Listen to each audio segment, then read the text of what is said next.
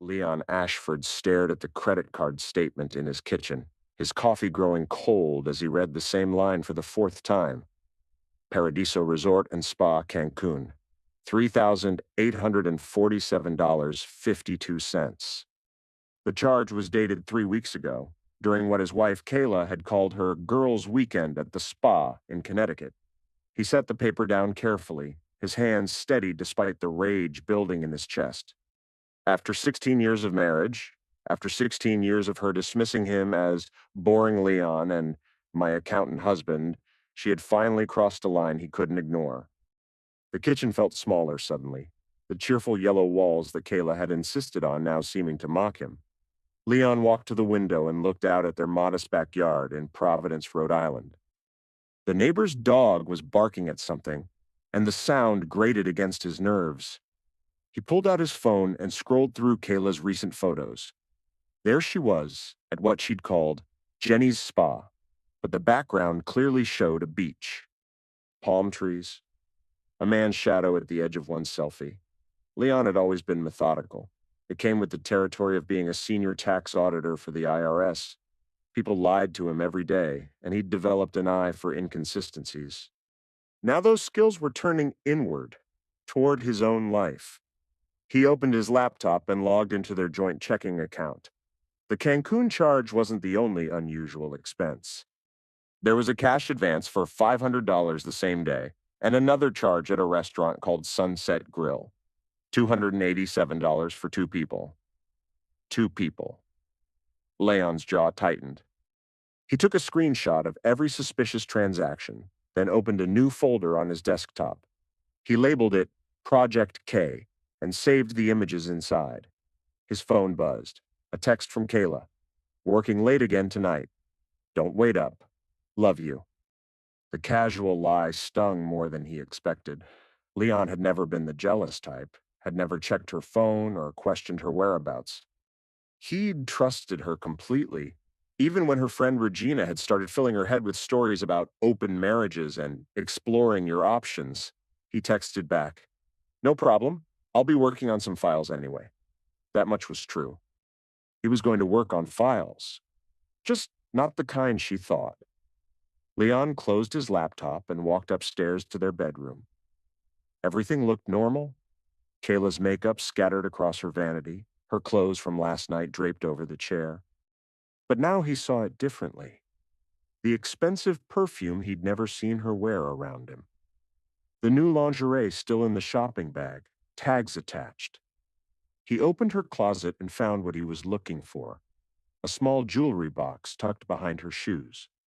Inside was a key to a safe deposit box he'd never heard of, and a receipt from a phone store for a second device, a burner phone. Leon sat heavily on their bed, the receipt trembling in his hands. This wasn't just an affair. This was calculated deception, planned and executed with the same precision he used to catch tax evaders. But unlike the people he audited, Kayla had made one crucial mistake. She'd underestimated exactly who she was lying to. Leon Ashford had spent 15 years learning how to destroy people's lives with nothing but paperwork and patience. He knew how to trace money, how to find hidden assets, how to unravel the most carefully constructed lies. And now he was going to use every single one of those skills on his wife. The next morning, Leon sat in his cubicle at the federal building, staring at his computer screen. His colleague Andy Patterson was talking about weekend plans, but Leon's mind was elsewhere. "You okay, man?" Andy asked, leaning against Leon's desk. "You look like you've seen a ghost." "Just tired," Leon replied, not looking up from his monitor. "Kayla had me up late talking about redecorating." It was another lie, but a small one compared to what he was dealing with. Leon had spent most of the night awake, thinking through his next moves like a chess game. Andy shrugged and walked away, leaving Leon alone with his thoughts. He pulled up the IRS database and typed in a name, Nolan J., the man whose shadow had appeared in Kayla's beach photos, according to the metadata he'd extracted. The search results made Leon's pulse quicken. Nolan J., age 35, self-employed business consultant. 3 different addresses in the past 2 years. Income reported as $87,000 annually, but Leon could see the discrepancies immediately. The man claimed to make money from online coaching, but his reported income didn't match his lifestyle.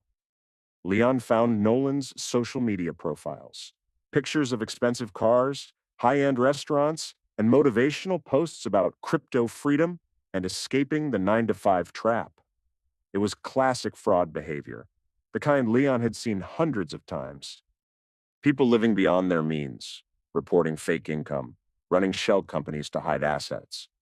But this time, it was personal. Leon opened a new case file in the system. Not an official one. He didn't have cause for that yet. This was his own private investigation, conducted during lunch breaks and after hours. He started with the basics: Nolan's tax returns for the past 3 years. The man had claimed significant business expenses for travel and entertainment, including several trips to Cancun. One of them matched exactly with Kayla's mysterious weekend. Leon felt that familiar rush of discovery, the same feeling he got when he caught someone red-handed. But underneath the professional satisfaction was something darker, something cold and patient that he'd never felt before. His phone buzzed. Another text from Kayla. Girls' night tonight with Regina. Might be late. Leon stared at the message for a long moment, then typed back, Have fun. I love you. The words felt like ash in his mouth, but they served a purpose. As long as Kayla thought he was still the same oblivious husband, she'd keep making mistakes. And Leon was going to document every single one of them. He minimized his browser and got back to his regular work, auditing a small business owner who'd tried to claim his dog as a security consultant. Under normal circumstances, Leon might have found it amusing. Today, it just reminded him how easily people lied when they thought no one was watching. That evening, Leon sat in his car outside the Crimson Lounge, a trendy bar downtown where Kayla claimed to be having her girls' night. He'd been there for 2 hours, watching the entrance through his rearview mirror. Kayla's car wasn't in the parking lot. Neither was Regina's. At 11:47 p.m., his phone rang. Kayla, calling from her burner phone, though she didn't know he knew about it. Hey, baby, she said, and Leon could hear music in the background. But it wasn't the Crimson Lounge's usual jazz trio. This sounded like a hotel bar. Just wanted to let you know I'm okay. Regina had a little too much wine, so I'm driving her home. That's thoughtful of you, Leon said, his voice steady. Drive safe. Love you, she chirped and hung up.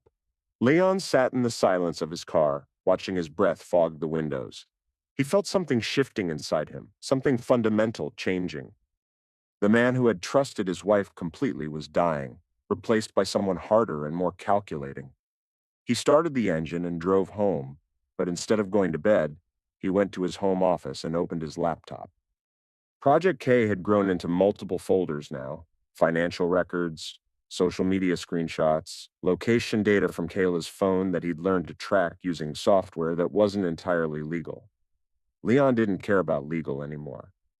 He cared about truth. He opened a new document and began typing. Timeline of Deception, K. Ashford. Below that, he started listing dates, times, and inconsistencies. Every lie, every fake excuse, every dollar spent on her secret life. By morning, he had 17 pages of evidence. But evidence of what, exactly? An affair was grounds for divorce. But Leon was starting to think bigger than that. He was starting to think about consequences that would last a lifetime. 3 days later, Leon was back at work when his phone rang. The caller ID showed his home number. Leon? Kayla's voice was shaky, almost panicked. I need you to come home right now. What's wrong? Leon asked, though he already knew. He'd been waiting for this call. Someone broke into our safe deposit box, she said. The bank called. They want us to come in immediately. Leon felt a smile tug at the corner of his mouth. I'll be right there. He hung up and saved his work, then told Andy he had a family emergency. It wasn't entirely a lie. This was definitely going to be an emergency for his family. The drive home took 12 minutes. Leon used every second to compose himself, to make sure his face showed the right amount of concern and confusion. Kayla was pacing in their living room when he walked in. She looked genuinely scared, which was interesting. Leon had wondered how she'd react when her secret life started unraveling. "They said someone accessed our box yesterday," she said without preamble. "But I was at work all day and you were too, right?" "Of course I was at work," Leon said. "What was in the box?" The question hung in the air like a trap. Kayla's eyes darted away from his, and Leon saw the moment she realized her mistake. If the box contained only legitimate items, she would have just told him. Her hesitation revealed everything. "Just some jewelry," she said finally. "My grandmother's ring." Another lie. Leon had seen their safe deposit box contents 2 years ago when they'd stored their house deed there. No grandmother's ring. "Should we call the police?" Leon asked innocently. "No," Kayla said quickly. "I mean, maybe we should just see what the bank says first. It might be a mistake." Leon nodded, playing along. "You're probably right. No point in getting worked up over nothing." But he could see that Kayla was already worked up. Her hands were shaking as she grabbed her purse, and she kept glancing at her phone like she was expecting bad news. Which she was. Because Leon had left that bank receipt in the safe deposit box, along with a note written in block letters. "I know about Nolan. Let her spend the weekend wondering who knew and how much they knew. Let her panic and make more mistakes." Leon was just getting started. By Monday morning, Kayla was a wreck. She'd barely slept all weekend, jumping at every phone call and text message. Leon watched her carefully, noting how she kept checking her burner phone when she thought he wasn't looking. "Maybe you should stay home today," he said over breakfast. "You look exhausted." "I'm fine," she snapped, then caught herself. "Sorry, I just haven't been sleeping well." "Anything you want to talk about?" Leon asked, his voice full of concerned husband warmth. For a moment, Kayla looked like she might confess everything. Her mouth opened, and Leon saw something vulnerable flicker across her face. Then her phone buzzed, and the moment passed. "It's nothing," she said. "Just work stress." Leon nodded and went back to his cereal. But he'd seen the text preview on her screen. "We need to talk, tonight," from a contact listed as personal trainer. Leon had to admire Nolan's creativity with aliases, even if it was pathetically transparent. After Kayla left for work, Leon sat down at his computer and opened a new browser window. Time to turn up the pressure.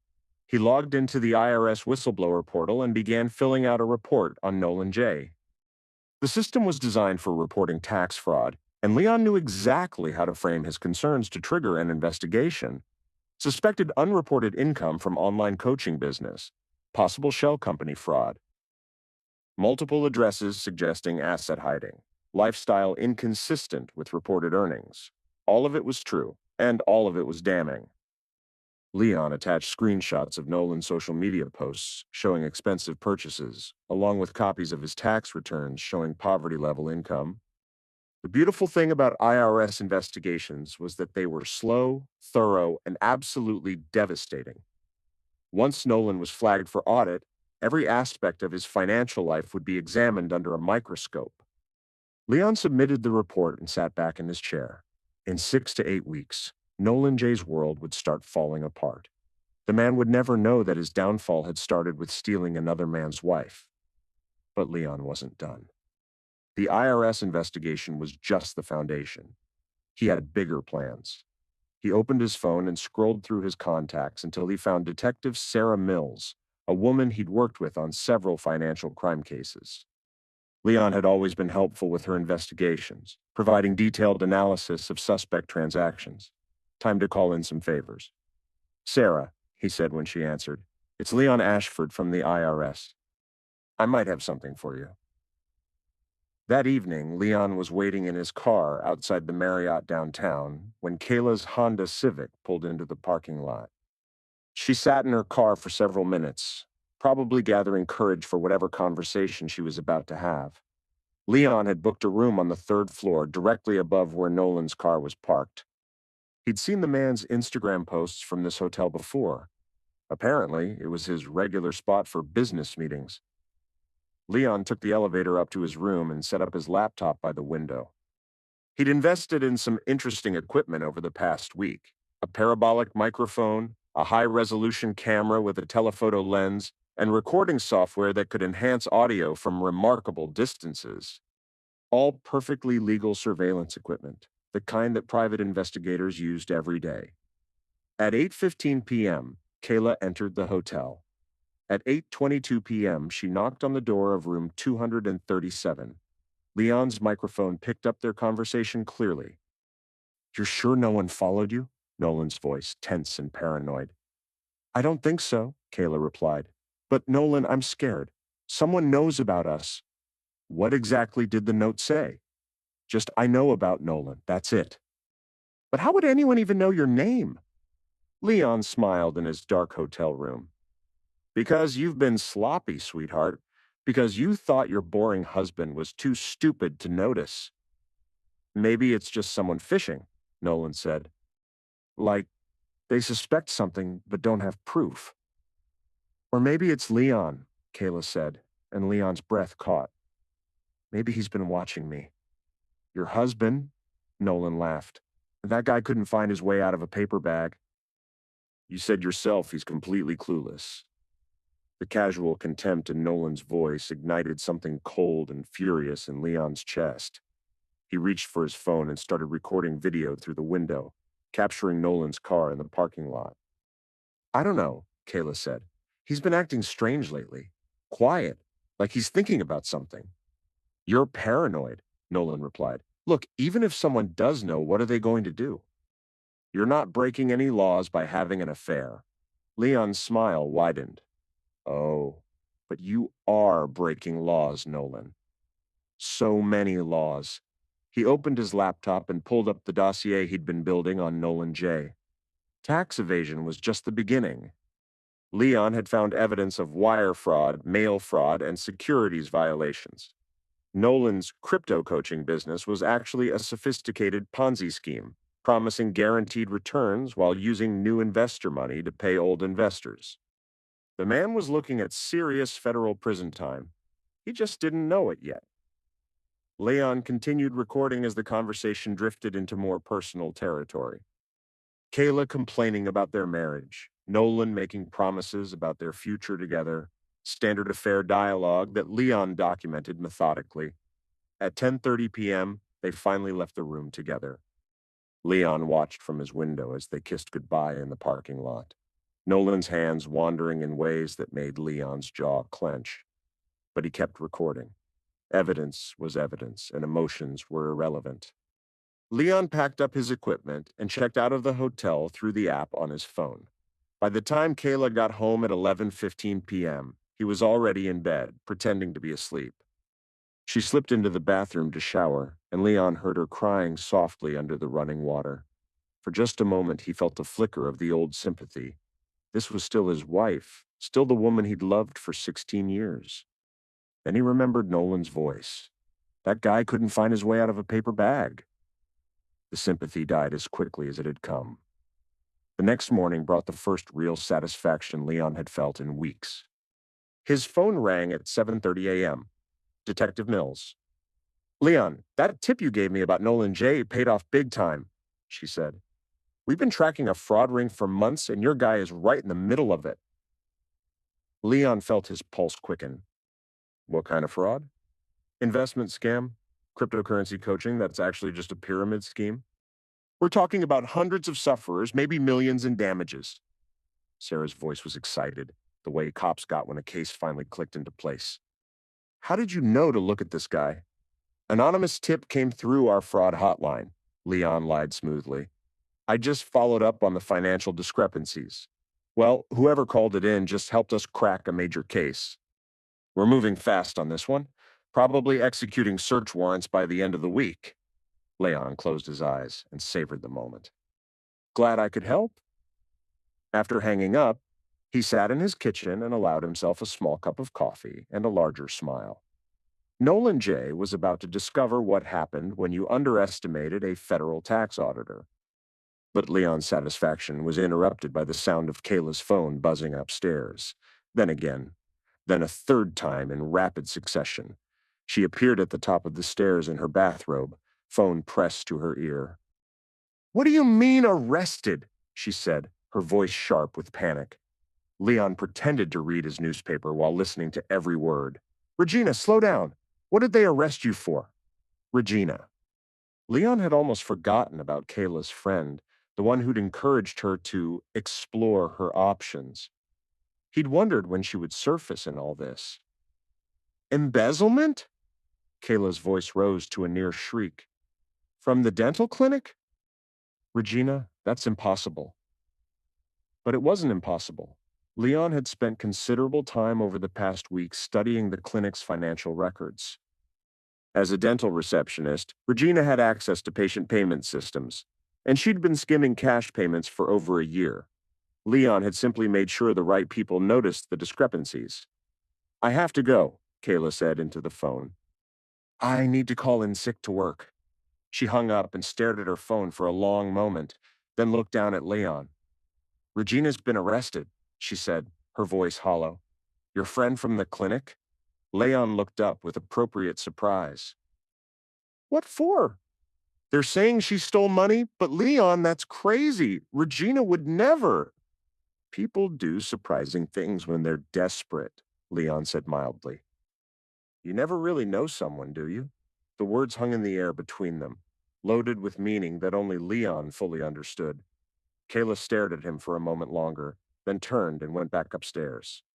Leon heard her making frantic phone calls, trying to reach Regina's lawyer, trying to understand how her world was suddenly falling apart. Leon went back to his newspaper, but his mind was already moving to the next phase of his plan. Regina's arrest was just a warm-up act. The main event was still coming. By Thursday, Kayla was a nervous wreck. Regina's arrest had been followed by a second shock. The dental clinic had fired Kayla pending an investigation into her own finances. Apparently, Regina had implicated her in the embezzlement scheme during questioning. Leon knew this because he'd made sure Regina had just enough evidence to believe Kayla was involved. A few forged receipts, some manipulated account records, and Regina's desperation had done the rest. "I don't understand how this is happening," Kayla said, pacing around their living room. "First Regina, now they're questioning me." "It's like someone is targeting us." Leon looked up from his laptop. "Who would want to target you?" "I don't know." Kayla's voice cracked. "Maybe someone at the clinic who wanted Regina's job.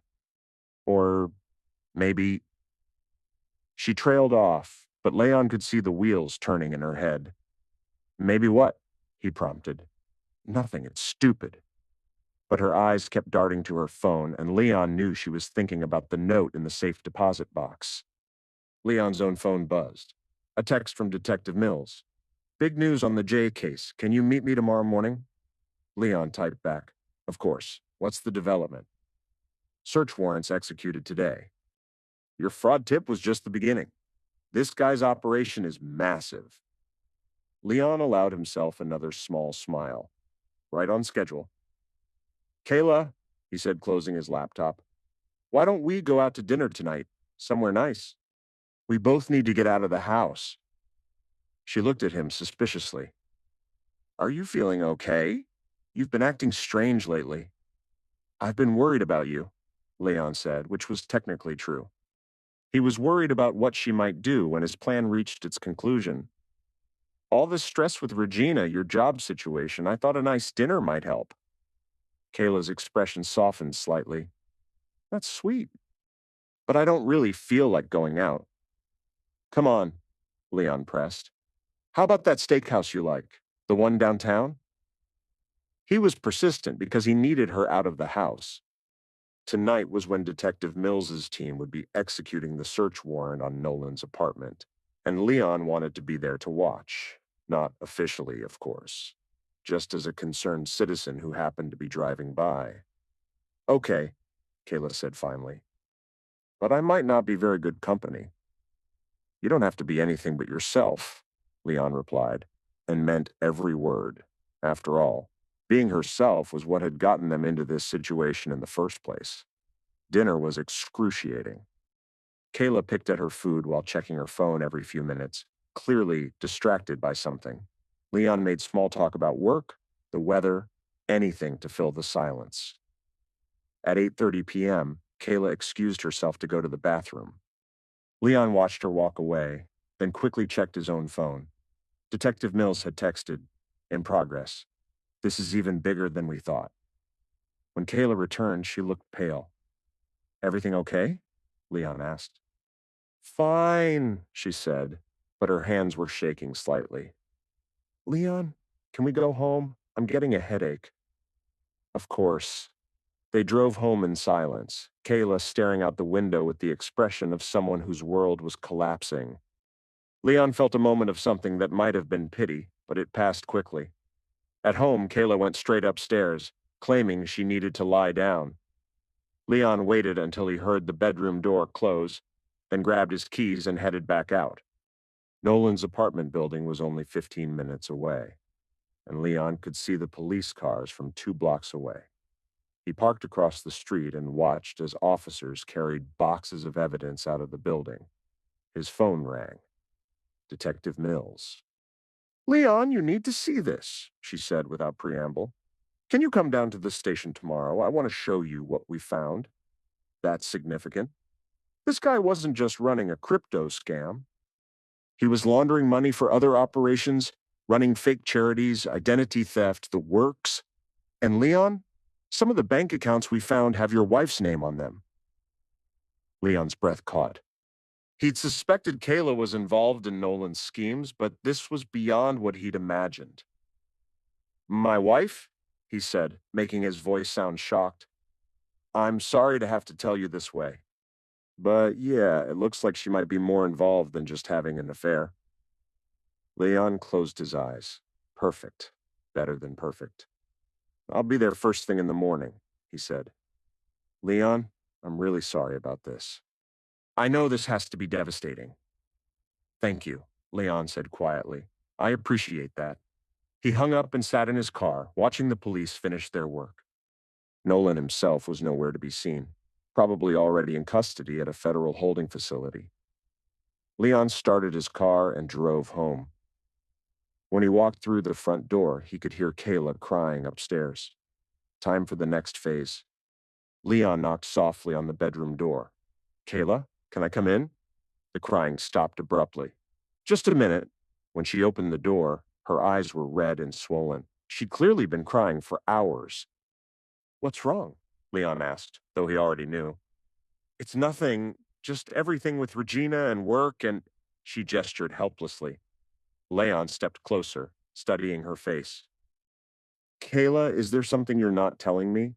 The question hung between them like a loaded tool. Kayla's eyes darted away from his, and Leon saw the exact moment she decided to keep lying. "No," she said. "I'm just stressed about Regina's situation." Leon nodded slowly. "I understand, but Kayla, if there's anything you need to tell me, anything at all, now would be the time." Another opportunity to confess. Another chance to come clean before his plan reached its final phase. Kayla looked at him for a long moment, and Leon could see her weighing her options. Tell the truth and face the consequences, or keep lying and hope for the best. "There's nothing to tell," she said finally. Leon smiled sadly. "Okay, if you're sure." He turned to leave, then paused at the doorway. "Oh, I almost forgot. Detective Mills called. She wants to meet with me tomorrow morning about a case I've been helping with. Something about financial fraud." Kayla went very still. "What kind of fraud?" "Investment scam, I think. Some guy who was running fake cryptocurrency courses?" Leon kept his voice casual. "Mills said they made arrests today."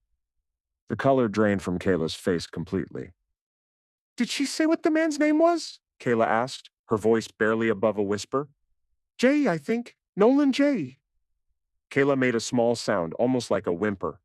Leon turned around, his face a mask of concern. "Do you know that name?" "No," Kayla said quickly. "No, I've never heard of him." The lie was so transparent, so desperate that Leon almost felt embarrassed for her. "Okay," he said gently. "Well, I should let you get some rest. Big day tomorrow." He left her standing in the doorway, watching him with the expression of someone who'd just realized they were standing on the edge of a cliff. Leon went downstairs and poured himself a glass of wine.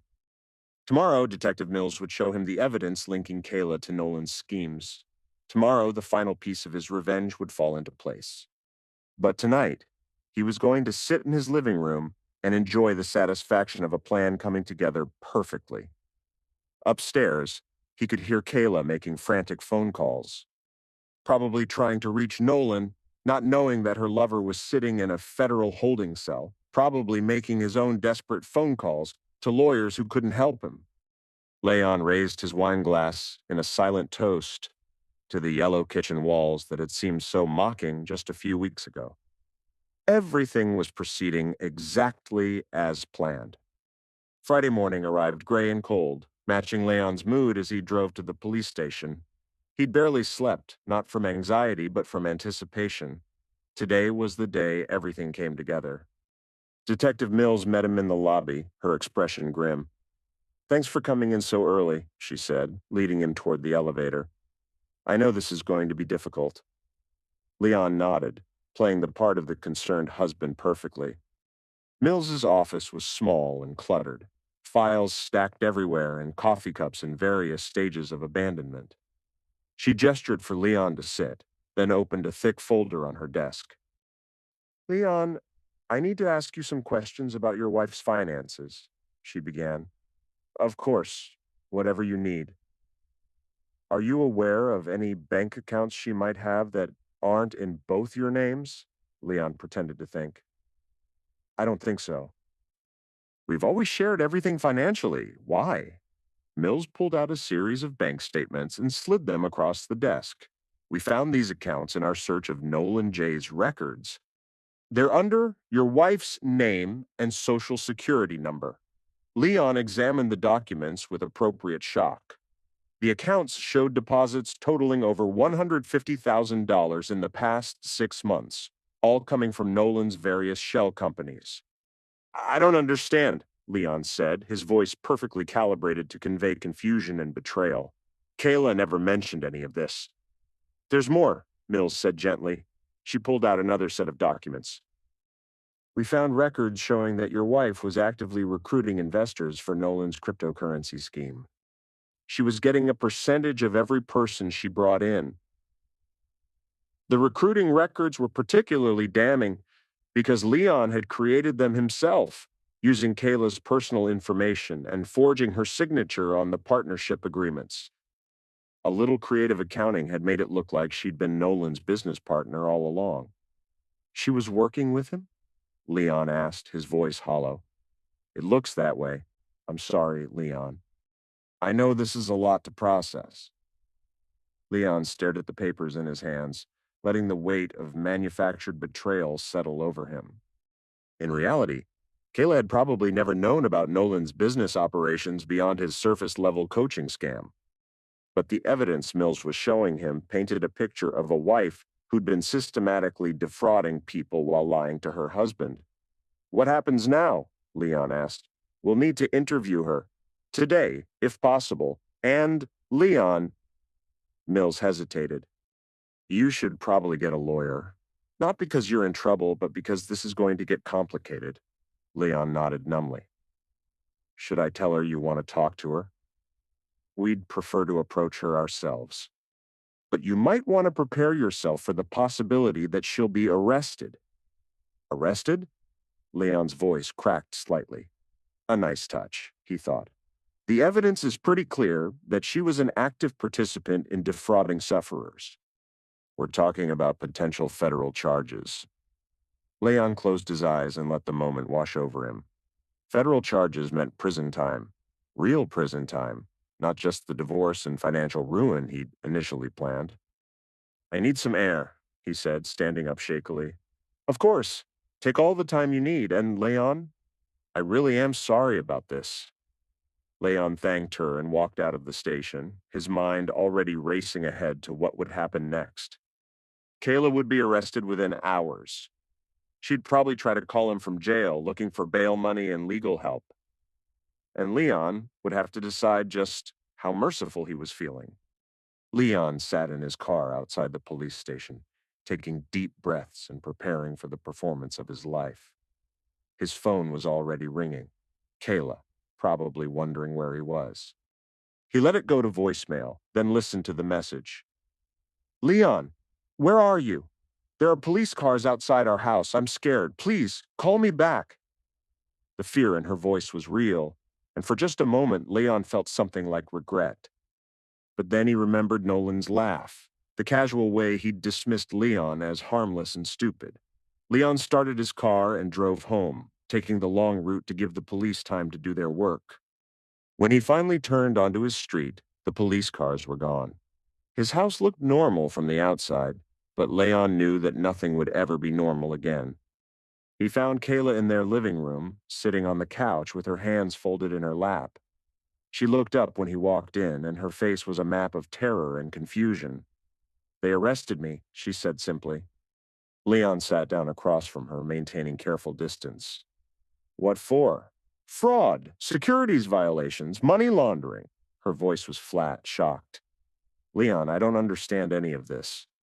They showed me bank accounts I've never seen, documents with my signature that I never signed. The desperate innocence in her voice almost convinced Leon, almost. Where were you for the past 3 hours? He asked. At the police station. They questioned me for hours about Nolan, about investments, about money. She looked at him with pleading eyes. Leon, I swear to you, I don't know anything about this business stuff. I never signed any papers. Leon studied her face carefully. Was she lying, or had Nolan really kept her in the dark about the extent of his operations? Did it matter anymore? But you do know Nolan, Leon said quietly. The words hung in the air like a sword about to fall. Kayla's face went through a series of expressions. Surprise, denial, fear, and finally, resignation. Yes, she whispered. I know Nolan. It was the first completely honest thing she'd said to him in months. How long? Leon asked. 6 months. Maybe 7. Tears were streaming down her face now. Leon, I'm so sorry. I never meant for it to go this far. How far did you mean for it to go? Kayla looked down at her hands. I don't know. I felt invisible. Like you didn't see me anymore, and Nolan made me feel special. Leon felt a familiar cold settling in his chest. Special enough to lie to me for 7 months? Special enough to open secret bank accounts? Special enough to help him steal from people? I never helped him steal, Kayla protested. I didn't know about any business stuff. We talked. We went out sometimes. I never signed any papers. The police seemed to think differently. Kayla's face crumpled. Leon, you have to believe me. I made a terrible mistake having an affair, but I'm not a criminal. Someone is setting me up. Leon stood up and walked to the window. Outside, their neighbor was mowing his lawn, completely oblivious to the drama unfolding next door. The normalcy of it felt surreal. Who would set you up, Kayla? I don't know. Maybe Nolan? Maybe he used my information without telling me. Leon turned back to face her. Or maybe you're lying to me again. The accusation hit her like a physical blow. Kayla doubled over, sobbing harder than Leon had ever seen her cry. I'm not lying about this, she said through her tears. Leon, I swear on my mother's grave, I never signed any business documents. I never knew about any fraud. Leon studied her carefully. Her grief seemed genuine, her confusion real. It was possible that Nolan had used her identity without her knowledge. It was also possible that she was an accomplished liar. At this point, Leon realized it didn't matter which was true. The police will figure it out, he said finally. If you're innocent, the truth will come out. Kayla looked up at him with desperate hope. You believe me? Leon met her eyes steadily. I believe that you had an affair with a man who turned out to be a criminal. Everything else? We'll see what the evidence shows. It wasn't the unconditional support she'd been hoping for, but it wasn't outright rejection either. Kayla seemed to take what comfort she could from his words. What happens now? She asked. Now you get a lawyer. A good one. Leon. She hesitated, then plunged ahead. I know I don't have any right to ask this, but will you help me? I don't have money for a lawyer. My bank accounts are frozen, and with the clinic situation. Leon looked at his wife. Really looked at her. 7 months ago, she'd been confident and dismissive, treating him like a convenient roommate who paid the bills. Now she was broken, terrified, and completely dependent on his mercy. The irony was exquisite. I'll think about it, he said. That evening, Leon sat in his home office, ostensibly working on legitimate tax audits, but actually reviewing the final stages of his plan. Kayla was upstairs, probably making desperate phone calls to lawyers she couldn't afford. His computer chimed with a new email. Detective Mills updating him on the case. Leon, thought you should know that we executed a search warrant on your house this afternoon while you were out. We didn't find anything connecting you to Jay's operation, which is what we expected. However, we did find some additional evidence in your wife's possession that strengthens the case against her. I can't go into details, but her lawyer will be briefed on everything. Again, I'm sorry you're going through this. Sarah Leon smiled. The additional evidence had been planted by Leon himself over the past week. Forged contracts hidden in Kayla's jewelry box, a burner phone programmed with incriminating text messages, and a safe deposit box key that led to more planted evidence. Every piece of it was designed to look like Kayla had been Nolan's willing partner in crime. His phone rang, an unknown number. Mr. Ashford, this is David Kim from Kim and Associates. Your wife asked me to call you. A lawyer. Leon had been expecting this. What can I do for you, Mr. Kim? I've agreed to represent your wife, but I need to discuss payment arrangements. Mrs. Ashford says her assets are frozen and she's unable to pay my retainer. How much are we talking about? For a case this complex, with federal charges involved, I'd estimate at least $50,000 just to get started. Potentially much more if it goes to trial. Leon let the number hang in the air. $50,000 to defend a woman who'd betrayed him for 7 months. Mr. Ashford, are you still there? I'm here. I need some time to think about this. I understand, but I should tell you that time is a factor. The prosecution is moving quickly on this case, and your wife needs representation immediately. I'll get back to you tomorrow, Leon said, and hung up. He leaned back in his chair, savoring the moment. Kayla's entire future now depended on his generosity. Her freedom, her reputation, her life, all of it was in his hands. The same hands she'd thought were too weak to fight back. Leon opened his laptop and began researching federal sentencing guidelines for financial fraud. The penalties were severe, up to 20 years in prison for major violations, plus restitution to sufferers and forfeiture of assets. Even if Kayla was genuinely innocent of the business fraud, the evidence Leon had manufactured would be difficult to explain away. At minimum, she was looking at several years in federal prison, unless Leon chose to help her. He closed his laptop and went upstairs. Kayla was sitting on their bed, staring at her phone. Any luck with lawyers? He asked. She looked up with red-rimmed eyes. 3 of them want $50,000 up front. 2 won't take the case at all. One wants $125,000 retainer. Leon sat down beside her, maintaining the careful distance that had become their new normal. Kayla, I need you to tell me everything. Not just about the affair, but about anything you might have done with Nolan that could be construed as business-related. She turned to face him, hope flickering in her expression. Does that mean you'll help me? It means I'm considering it. But I need the whole truth. Kayla took a shaky breath. Okay. Nolan did ask me to recommend his coaching program to some people, friends, family. He said he'd give me a small commission if anyone signed up. Leon's pulse quickened. Did anyone sign up? A few people, my cousin Janet, my coworker Lisa, maybe 3 or 4 others. She was speaking quickly now, eager to confess. But Leon, I thought it was legitimate. He showed me testimonials, success stories. I really believed he was helping people. How much commission did you make? Maybe $2,000 total? I used it to buy clothes, get my hair done. I never thought. She trailed off, understanding dawning on her face. Oh, God. That's how they're saying I was his business partner. Leon nodded gravely. Probably. And if those people lost money in his scheme, you could be liable for restitution. But I didn't know it was a scam. The law doesn't always care what you knew. It cares what you should have known. Kayla buried her face in her hands. I'm going to prison, aren't I? Leon considered his answer carefully. This was the moment where he could offer hope or deliver the final crushing blow. Not necessarily, he said finally. Good lawyers can work miracles, but they're expensive. Will you help me? The question was barely a whisper. Leon stood up and walked to the window. Outside, the sun was setting behind the neighbor's house, casting long shadows across their yard. I'll pay for your lawyer, he said without turning around. He heard Kayla's sharp intake of breath, then the sound of her crying again, this time with relief. Thank you, she sobbed.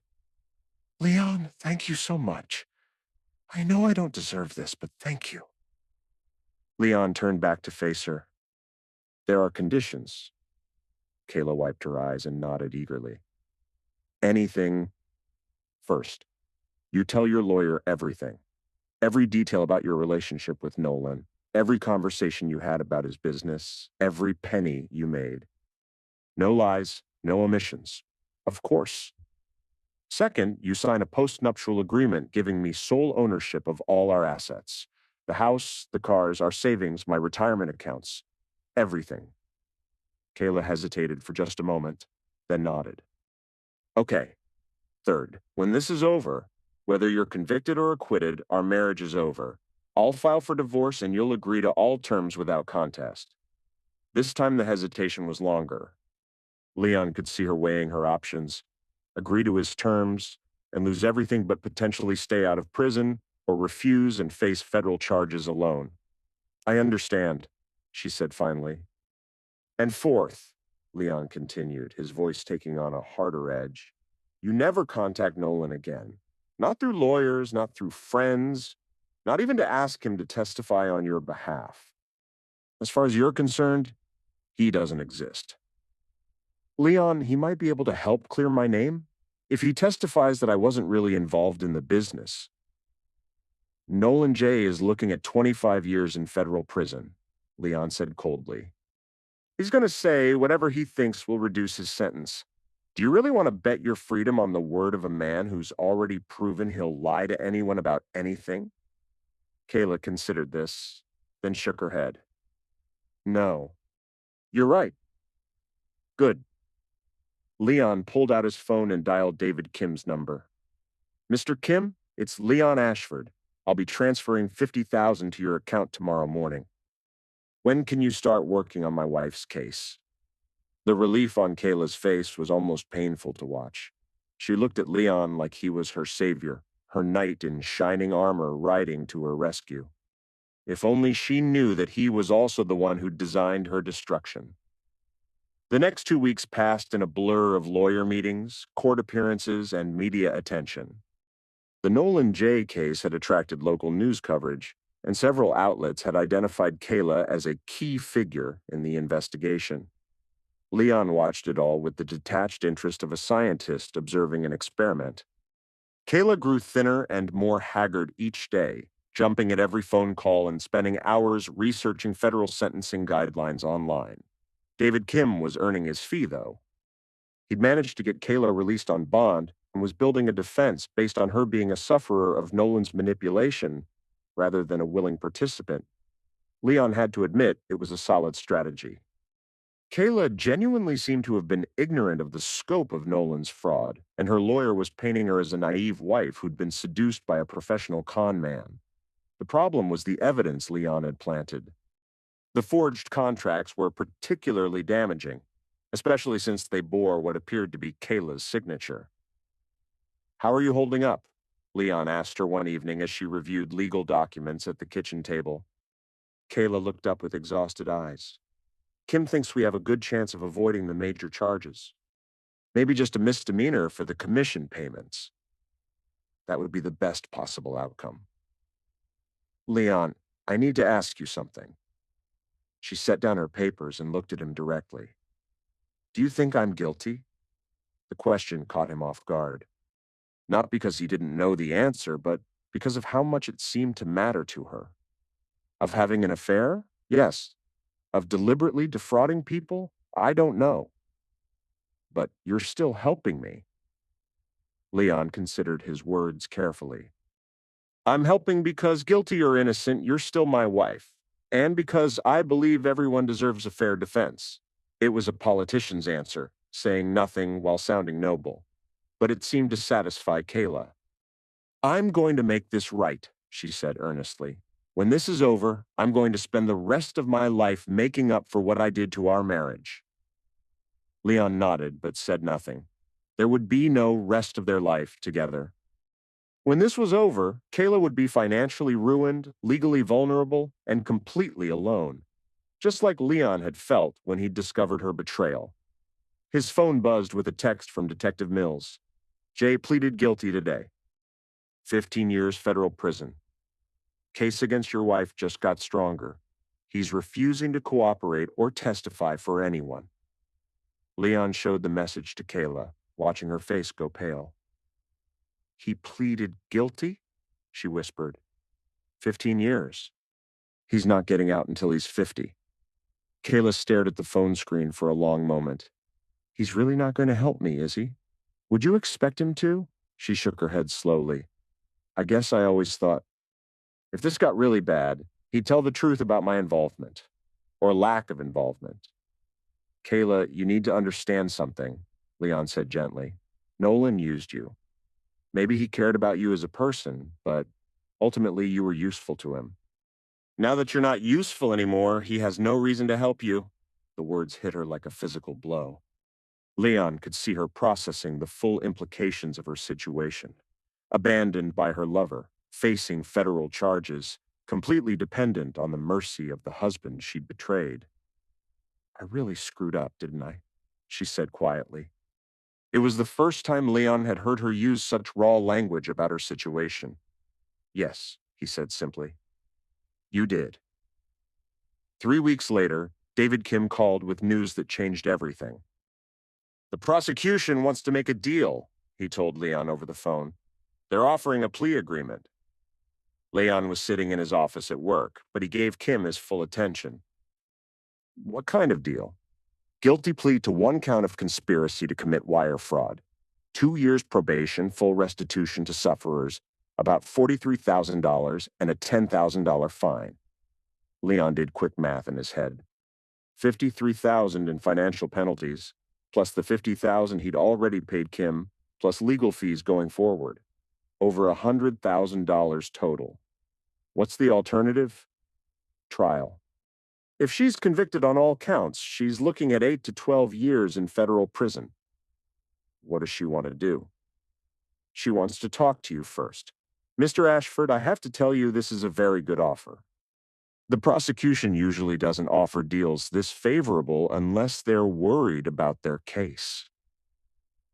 After hanging up, Leon sat quietly in his cubicle, considering his options. He could encourage Kayla to take the deal, ensuring her freedom, but saddling her with debt and a criminal record. Or he could push her toward trial, gambling on a complete vindication, but risking her spending the next decade in prison. Either way, his revenge would be complete. Kayla's life as she'd known it was over. His phone rang. Kayla calling from home. "Did Kim tell you about the plea offer?" she asked immediately. "He did." "What are you thinking?" "I'm scared, Leon. 2 years probation means I can't leave the state. I have to check in with a probation officer, and I'll have a federal conviction on my record forever." "But you'll be free." "Will I?" I'll never be able to get a decent job with a fraud conviction. We'll lose the house trying to pay restitution, and everyone in town knows about this now. I can't even go to the grocery store without people staring. Leon realized she was right. Even if she avoided prison, Kayla's life in Providence was effectively over. She'd be a convicted felon in a town where everyone knew her story. "What do you want to do?" he asked. "I want to fight it. Kim thinks we have a real chance at trial. The planted evidence is so obviously fake, and Nolan's refusal to cooperate actually helps us. It shows he's vindictive and untrustworthy." Leon's blood went cold. Planted evidence? The contracts they found in my jewelry box. Kim had them analyzed by a handwriting expert. The signatures are forgeries. Really good ones, but still fake. Someone planted them to make me look guilty. Leon's mind raced. The handwriting expert was something he hadn't anticipated. He'd been careful with the forgeries, but apparently not careful enough. "Who would plant evidence against you?" he asked, keeping his voice steady. "Kim thinks maybe Nolan did it before he was arrested. Like, he knew he was going down and wanted to drag me with him. Or maybe someone in his organization who wanted to deflect attention from themselves." Leon felt a moment of genuine panic.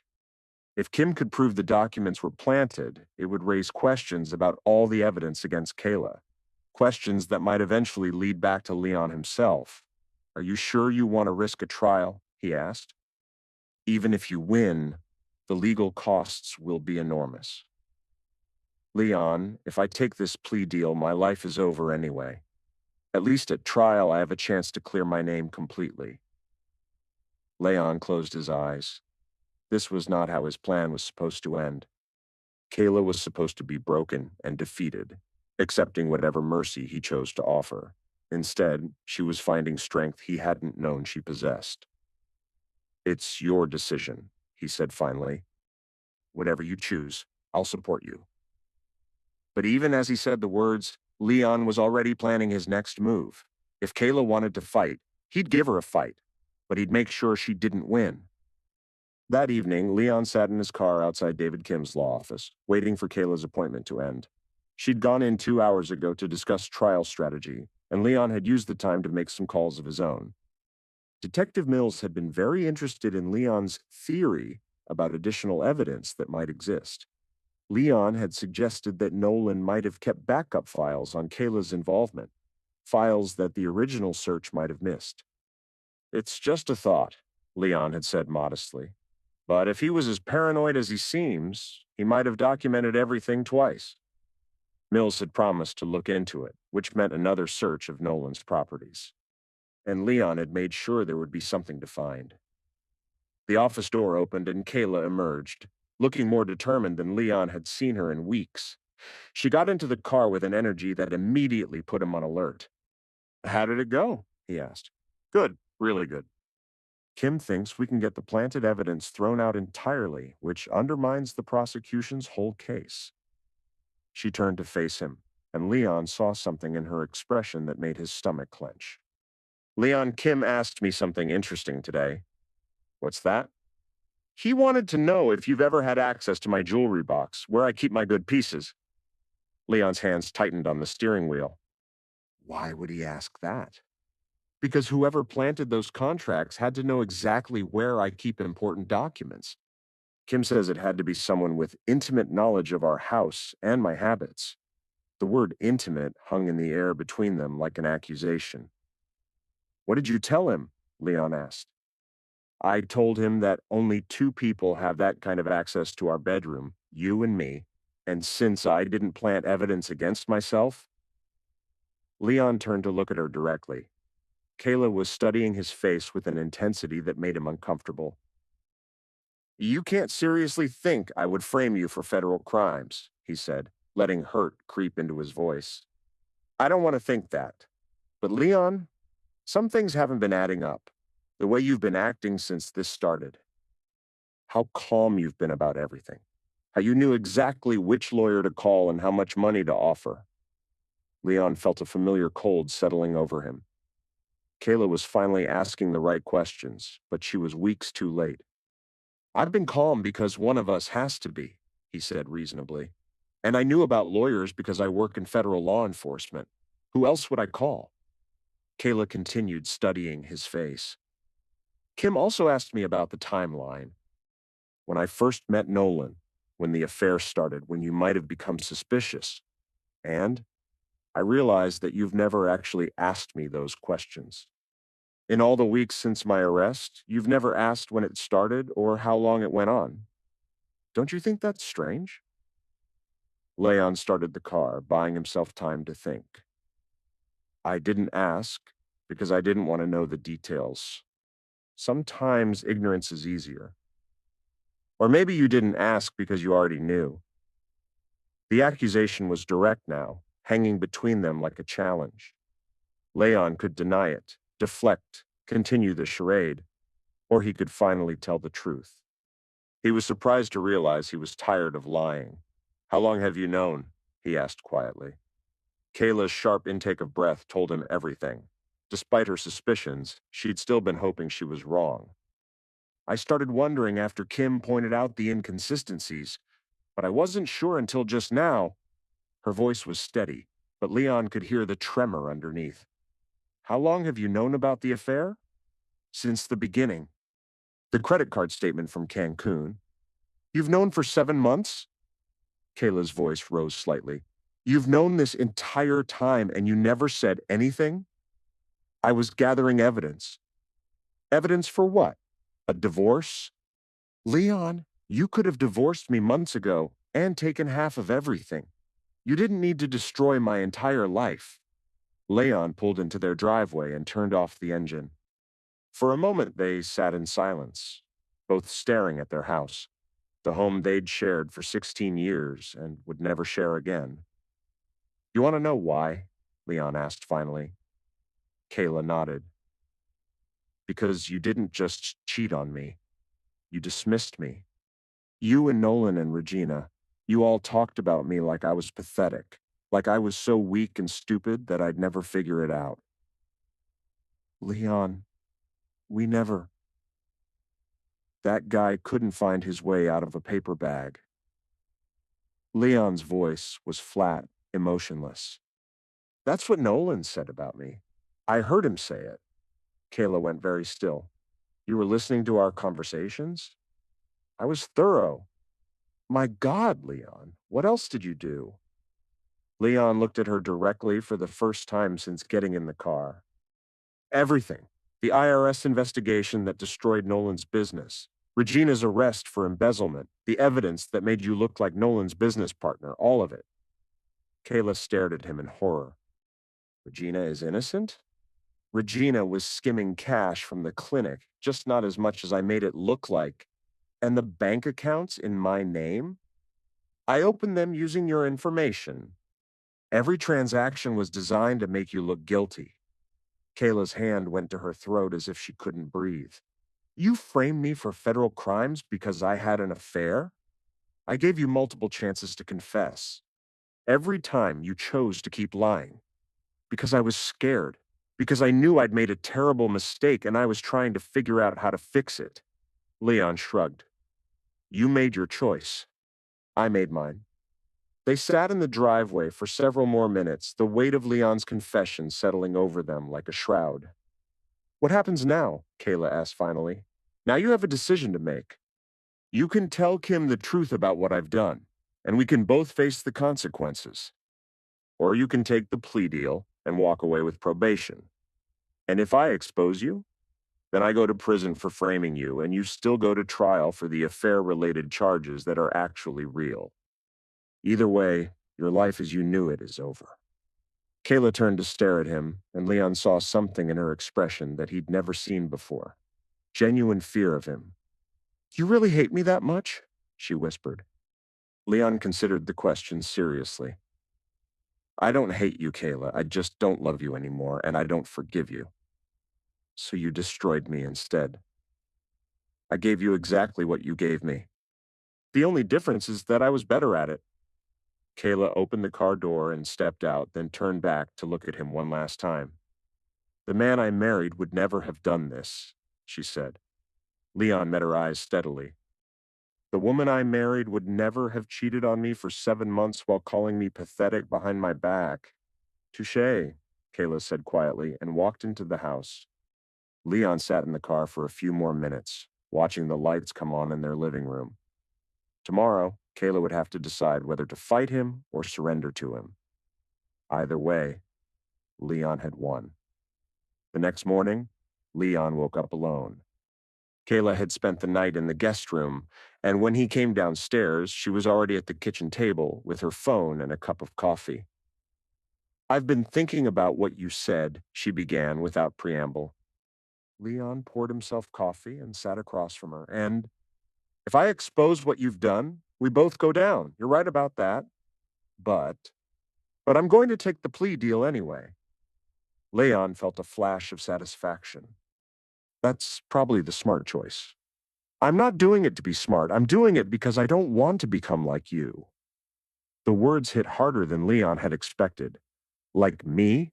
Vindictive, calculating, willing to destroy someone completely over a personal betrayal. Kayla's voice was steady, matter of fact. "I cheated on you, Leon. It was wrong and hurtful, and I'm sorry, but what you've done, it's evil." Leon bristled. "I'm evil for fighting back?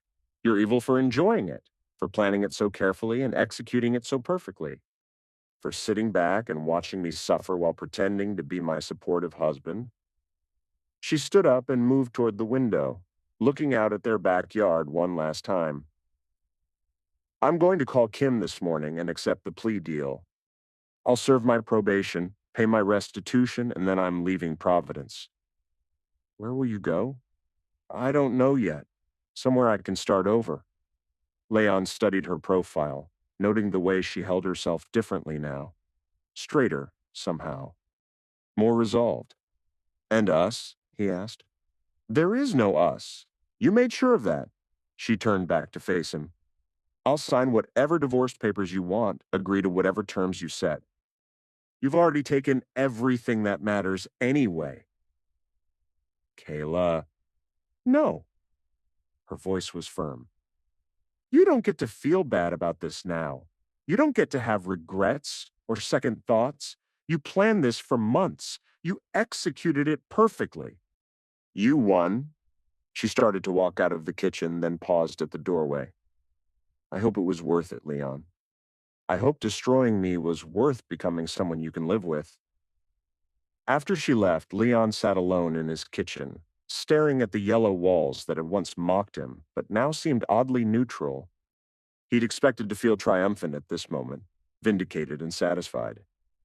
Instead, he felt empty. His phone buzzed with the text from Andy at work. "Hey man, haven't seen you around much lately. Everything okay?" Leon stared at the message for a long time before typing back, "Everything's fine, just dealing with some personal stuff." But as he sent the message, Leon realized that nothing was fine. He'd spent months planning and executing the perfect revenge, and now that it was complete, he wasn't sure who he was anymore. The man who had trusted his wife completely was gone. The man who had built this elaborate trap to destroy her was someone Leon barely recognized. And the man who would have to live with what he'd done was someone he wasn't sure he wanted to be. 2 weeks later, Leon stood in the back of the federal courthouse as Kayla formally entered her guilty plea.